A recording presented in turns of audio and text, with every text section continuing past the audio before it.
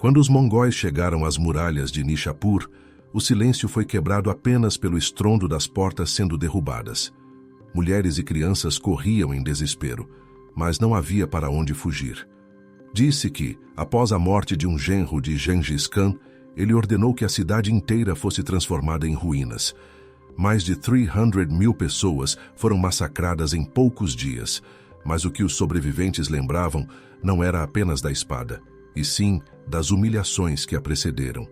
Mulheres foram estupradas diante de suas famílias, líderes religiosos foram ridicularizados e mortos de forma degradante, e o terror se espalhou como fogo no vento das estepes. Este não foi um episódio isolado, era um método calculado. Os exércitos de Gengis Khan não apenas venciam pela força militar, eles destruíam a vontade de resistir, usando violência extrema como espetáculo. O medo se tornava a arma mais letal do que flechas. Relatos de cronistas persas, chineses e árabes descrevem práticas tão cruéis que muitos duvidaram de sua veracidade. Mas cada testemunho, cada ruína escavada, confirma a mesma realidade. O conquistador mais temido da história não apenas subjugava reinos, ele os quebrava por dentro, corroendo corpo e alma. E é nesse cenário de fogo, sangue e vergonha que começa a história das práticas mais cruéis e vergonhosas de Gengis Khan. O massacre de Nishapur não foi exceção. Foi regra. O império de Gengis Khan não se expandiu apenas pela habilidade militar, mas por uma lógica brutal. Aterrorizar populações inteiras até que a rendição se tornasse inevitável. E o terror não era abstrato. Ele era encenado com requintes de crueldade. Fontes persas, como a crônica de Juvaini, relatam que cidades que resistiam eram destruídas de forma tão meticulosa que nem mesmo cães e gatos eram poupados. Mulheres eram sequestradas, usadas como troféus de guerra ou entregues aos guerreiros como recompensa. Homens eram forçados a assistir suas famílias sendo violentadas antes de morrerem. A mensagem era clara. Resistir a Gengis Khan significava não apenas perder a vida, mas também a honra. E essa prática não era fruto de descontrole. Era parte de um sistema pensado para subjugar. A humilhação sexual, o massacre indiscriminado e a destruição cultural eram calculados para que a reputação dos mongóis antecedesse seus exércitos. Muitas cidades se renderam sem lutar, apenas pelo medo das histórias que circulavam. O império que Gengis Khan construiu foi o maior contíguo da história, estendendo-se da China até a Europa Oriental. Mas cada quilômetro desse território foi marcado por práticas que hoje seriam classificadas como crimes contra a humanidade.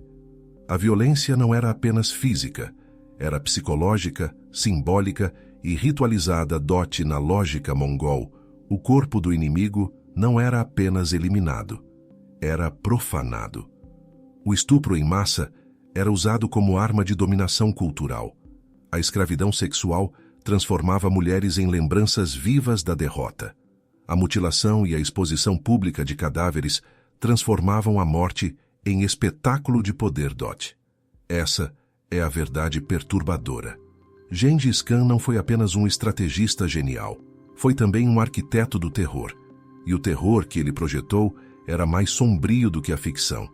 Entre as práticas mais vergonhosas associadas a Gengis Khan, poucas são tão chocantes quanto o uso sistemático do estupro como ferramenta de conquista. As crônicas árabes e persas são explícitas. Após a tomada de uma cidade, as mulheres eram distribuídas entre os guerreiros. Não importava a idade, jovens, viúvas, esposas de nobres ou de camponeses, todas eram vistas como parte do espólio. Para muitos soldados, essa era a principal recompensa. O próprio Gengis Khan, segundo tradições orais mongóis e relatos estrangeiros, apropriou-se de centenas de mulheres ao longo de sua vida. Estudos genéticos modernos sugerem que cerca de 16 milhões de homens hoje carregam em seu DNA o cromossomo YT associado ao clã de Gengis Khan. Isso não é apenas estatística, é o rastro biológico da violência sexual em escala maciça. Mas a crueldade não se limitava ao ato em si. Muitas vezes, o estupro era transformado em espetáculo público. Há relatos de líderes derrotados sendo forçados a assistir suas esposas e filhas sendo violentadas antes de serem executados. Esse tipo de humilhação não era acidental. Era planejado para destruir a dignidade de comunidades inteiras DOT. Para as mulheres, o destino era duplo: tornarem-se concubinas forçadas de guerreiros ou serem vendidas como escravas nos mercados que acompanhavam os exércitos. Muitas nunca mais voltavam a ver suas famílias. Outras eram assassinadas após terem sido usadas, descartadas como instrumentos quebrados, DOT comparado às normas jurídicas de outras civilizações contemporâneas. O contraste é gritante. Enquanto no Ocidente medieval e no mundo islâmico já existiam leis, ainda que falhas, e para limitar abusos, no exército mongol a violência sexual era não apenas tolerada, mas incentivada como extensão do direito de conquista, DOT e Coma. Ao mesmo tempo em que esse sistema devastava populações inteiras, ele alimentava a reputação de Gengis Khan como figura quase sobre-humana, um homem cujo poder se estendia até sobre os corpos de seus inimigos DOT. Assim, o estupro em massa não foi apenas consequência do caos da guerra. Foi uma prática institucionalizada, uma arma de terror cultural, uma mancha indelével no legado de um império que, apesar de suas conquistas militares e administrativas, carregará para sempre o peso dessas vergonhas. O que distinguia os mongóis de outros conquistadores não era apenas a brutalidade da guerra, mas a transformação do massacre em ritual. Para Gengis Khan, a destruição total de cidades não era exceção. Era parte integrante de sua estratégia. As crônicas de Juvaini relatam que em Merv, no atual Turcomenistão, quase toda a população foi executada. Estima-se que cerca de 700.000 pessoas pereceram. O método era meticuloso. Os habitantes eram divididos em grupos, levados para fora dos muros e mortos sistematicamente, até que a cidade inteira se tornasse um cemitério a céu aberto. O próprio Juvaini escreveu com horror que o sangue corria como rios e o ar se encheu de um fedor insuportável de cadáveres. Em Urgench, a destruição foi ainda mais cruel. Os mongóis encontraram resistência feroz e, como punição, Gengis Khan ordenou que cada soldado matasse centenas de prisioneiros. A execução tornou-se exercício militar, transformando seres humanos em números, corpos em contagem. O massacre não era apenas castigo, era treinamento de exército, uma forma de garantir disciplina pela prática da matança. Esses atos não tinham apenas objetivo militar, eram também espetáculo. Ao deixar montes de crânios empilhados à entrada das cidades destruídas, os mongóis criavam símbolos visíveis de sua fúria. Crânios brancos sob o sol tornavam-se monumentos do medo. Era propaganda brutal. Quem passasse por aquelas estradas sabia qual seria o destino de qualquer cidade que ousasse resistir. A vergonha também fazia parte do ritual. Líderes capturados não eram apenas executados, mas frequentemente mortos de maneira degradante. Segundo relatos, nobres eram embrulhados em tapetes e pisoteados por cavalos, para que seu sangue não tocasse o solo, uma crença mongol de que não se deveria derramar sangue de reis diretamente na terra. Era, ao mesmo tempo, execução e humilhação ritualizada. Outro exemplo notório foi a destruição de Nishapur, após a morte de um genro de Gengis Khan. Fontes afirmam que o massacre foi tão amplo que nenhum ser vivo restou. Não se tratava apenas de vingança, era demonstração calculada de que uma afronta pessoal ao Khan resultaria na aniquilação de uma cidade inteira. A violência, portanto, não era apenas prática militar, mas linguagem. Cada massacre enviava mensagem a dezenas de outras cidades. Resistir significava desaparecimento. Essa lógica psicológica explica como um exército relativamente pequeno conseguiu subjugar territórios vastíssimos. Antes que as tropas chegassem, o terror já havia vencido. O mais perturbador, porém, é que tais genocídios foram conduzidos com uma frieza quase burocrática. Números eram registrados, execuções contabilizadas, cidades riscadas dos mapas. Para os mongóis, vidas humanas eram equivalentes a gado abatido dote, assim como os massacres ritualizados revelam o lado mais sombrio do império. Um projeto de conquista que não se contentava em derrotar, mas precisava erradicar. Cada cidade que resistia era transformada em ruína, cada corpo em aviso silencioso. E no rastro de Gengis Khan, a própria ideia de humanidade parecia ser reduzida a pó. A destruição não terminava no campo de batalha. Para muitos, sobreviver aos massacres significava cair em outra forma de condenação, a escravidão. Os mongóis mantinham uma vasta rede de cativos que acompanhava seus exércitos. Mulheres eram destinadas a funções sexuais ou domésticas. Homens eram usados como carregadores, trabalhadores forçados ou até como escudos humanos nas batalhas seguintes. Crianças eram arrastadas das ruínas para serem criadas como servos sem identidade. Fontes chinesas relatam que, em certas campanhas, os prisioneiros eram usados para preencher valas e pontes improvisadas, caminhando até desmoronar sob o peso dos cavalos mongóis. Outros eram forçados a cavar suas próprias covas antes de serem mortos. A escravidão sexual era talvez o aspecto mais cruel. Jovens capturadas eram entregues a guerreiros como recompensa, enquanto as mais belas eram reservadas ao próprio Khan e seus generais.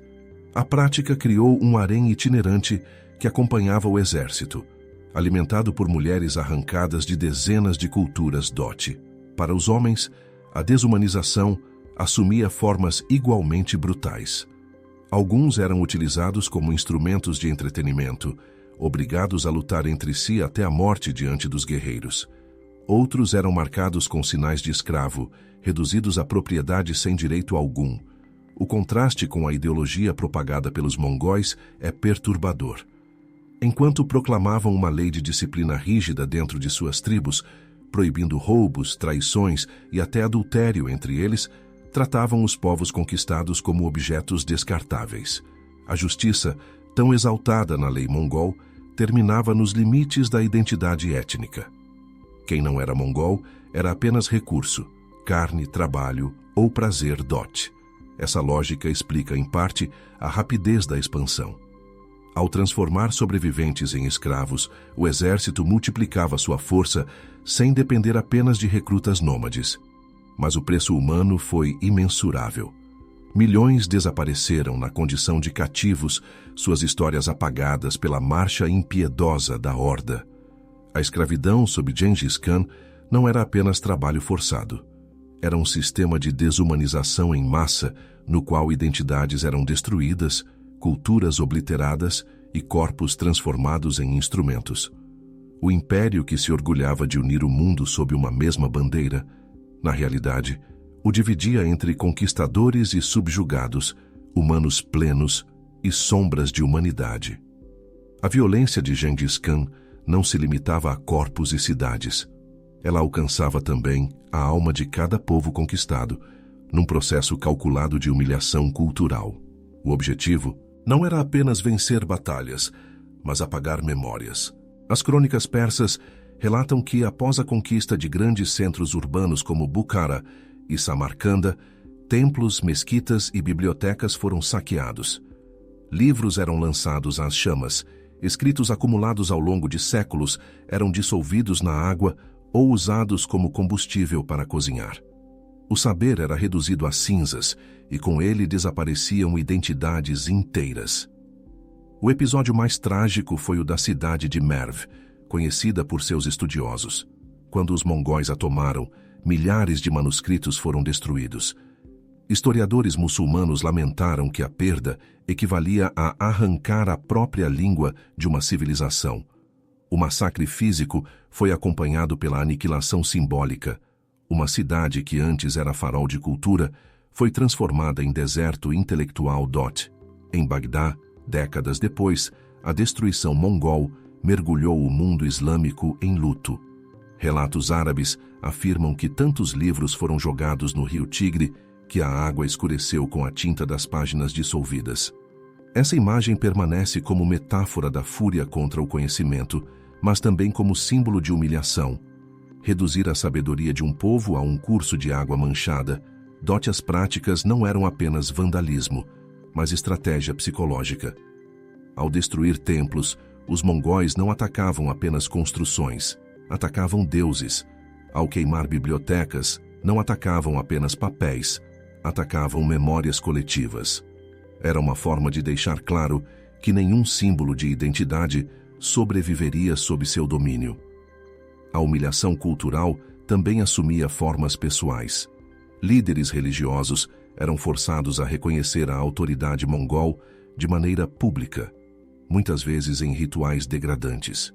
Monges, imãs e sacerdotes eram levados a desfilar diante da população derrotada, curvando-se ao conquistador.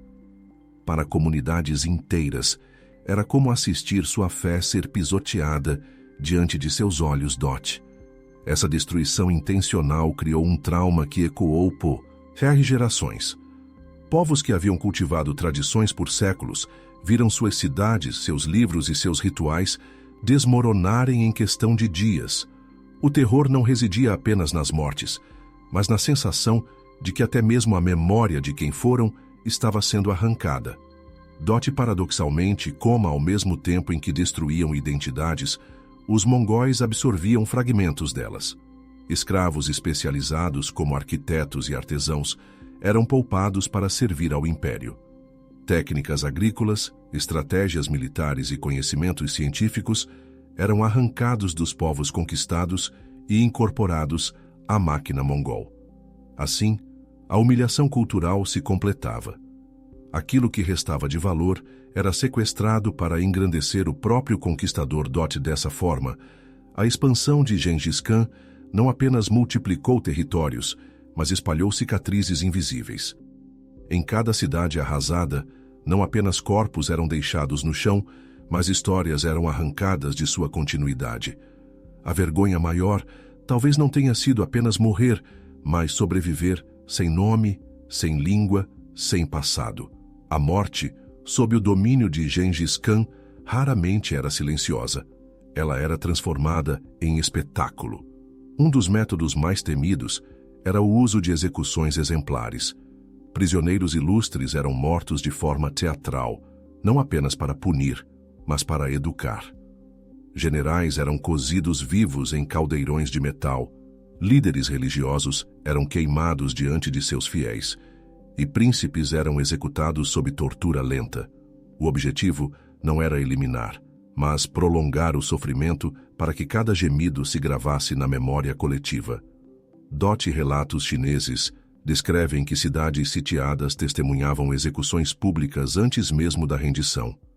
Mongóis exibiam prisioneiros amarrados, cortavam-lhes membros um a um e obrigavam sobreviventes a assistir. O terror era calculado. Convencer populações de que não havia vitória possível contra tamanha crueldade, a morte também assumia formas simbólicas. Em certas ocasiões, os cadáveres dos inimigos eram deixados insepultos, condenando-os, segundo as crenças locais, à danação eterna. Essa prática era duplamente cruel, física para o corpo, espiritual para a alma. Para o próprio Gengis Khan, a morte de inimigos era ritual de poder. Reis e nobres eram embrulhados em tapetes e esmagados sob cavalos, numa combinação de humilhação e pragmatismo religioso. Derramar sangue real diretamente na terra era considerado profanação, e assim o Khan transformava a execução em espetáculo meticuloso. Até mesmo o ambiente era usado como palco. Montes de crânios eram erguidos às portas das cidades conquistadas. Esses macabros monumentos não eram improviso, mas sinalização. Cada pilha lembrava aos viajantes que aquela terra havia se curvado sob o peso do império. Esse legado de terror moldou a imagem de Gengis Khan, não apenas como conquistador, mas como encarnação da morte. Para muitos povos ele não era humano, mas uma força sobrenatural, o flagelo de Deus, como o chamaram cronistas europeus. O espetáculo da morte serviu de propaganda. Antes mesmo de os exércitos chegarem, Rumores de execuções terríveis já haviam vencido batalhas. Cidades se entregavam sem lutar, preferindo a submissão à visão dos montes de ossos que seguiam no rastro mongol No. Entanto, por trás dessa estratégia estava a vergonha das vítimas. Cada execução pública não era apenas punição, mas também desonra. A morte deixava de ser um fim digno e se tornava um ato de degradação. Gengis Khan compreendia que destruir corpos era eficaz, mas destruir almas era definitivo. Assim como a morte em seu império, não foi apenas consequência inevitável da guerra. Foi coreografia de terror. Foi espetáculo projetado para perpetuar sua imagem como senhor absoluto da vida e da morte. Gengis Khan foi lembrado como o conquistador mais cruel da história, mas também como o governante que impôs ordem e disciplina em meio ao caos das estepes. Eis o paradoxo. O homem que disseminou massacres em escala nunca vista também criou um sistema legal que pregava justiça e igualdade, pelo menos entre os seus. A Yasa, código de leis atribuída a ele, proibia roubos, adultério e mentiras dentro da comunidade mongol. Castigava severamente a traição e determinava disciplina férrea no exército. Entre os guerreiros, a desordem era intolerável. Quem desobedecesse a ordens podia ser executado na hora. Quem roubasse do companheiro de campanha era tratado como inimigo. Para os mongóis, essa lei simbolizava equilíbrio e justiça, mas esse equilíbrio terminava na fronteira étnica. O que valia para os mongóis não se aplicava aos povos conquistados. Para estes, não havia proteção legal, apenas a espada e a humilhação. Assim, o mesmo governante que punia com a morte o adultério entre seus guerreiros transformava o estupro em arma de guerra contra inimigos. O mesmo homem que proibia o roubo entre companheiros saqueava cidades inteiras e distribuía suas riquezas como prêmio de conquista Esse contraste revela uma lógica interna. A lei não era universal, mas tribal. O império de Gengis Khan se apresentava como defensor da ordem, mas apenas para os que pertenciam à sua ordem. Todos os outros eram reduzidos a recurso. A ironia é que muitos historiadores destacam os avanços promovidos pelo Império Mongol. Rotas comerciais seguras, circulação de conhecimentos, tolerância religiosa em alguns contextos. Mas esses mesmos avanços foram construídos sobre montanhas de cadáveres, sobre bibliotecas queimadas e sobre corpos de mulheres reduzidas a troféus. Outro paradoxo marcante foi a própria imagem do Khan. Para seus seguidores, ele era um pai de justiça, protetor das estepes, responsável por unificar tribos que antes viviam em guerra constante. Para o resto do mundo era um demônio, um flagelo, uma força de destruição. Essa duplicidade ainda divide estudiosos até hoje. A história de Gengis Khan, portanto, é marcada por uma ironia cruel. Ele construiu um império que se apresentava como portador da ordem, mas cujo alicerce era o caos. Criou leis para proteger a dignidade de seus guerreiros, enquanto negava a humanidade a milhões de outros. Foi, ao mesmo tempo, legislador e genocida, disciplinador e saqueador, juiz e carrasco Essa contradição não é apenas detalhe da história. É a essência de seu legado. O homem que consolidou o maior império contíguo do mundo também personificou a hipocrisia mais extrema. Usar a justiça como bandeira enquanto perpetuava as práticas mais vergonhosas que a humanidade já testemunhou. O nome de Gengis Khan continua a ecoar como sinônimo de terror. Seu legado é uma cicatriz aberta na memória de povos inteiros, um testemunho de até onde a crueldade humana pode ir quando é transformada em estratégia de poder as práticas mais vergonhosas de seu império. O estupro em massa, os massacres ritualizados, a escravidão desumanizadora, a destruição cultural e a morte como espetáculo não foram acidentes de guerra. Foram escolhas deliberadas, calculadas para subjugar, humilhar e apagar. O contraste entre o governante disciplinador e o conquistador implacável expõe a contradição mais profunda da humanidade, a capacidade de criar sistemas de ordem ao mesmo tempo em que destrói civilizações. O Império Mongol abriu rotas comerciais, mas fechou bocas para sempre.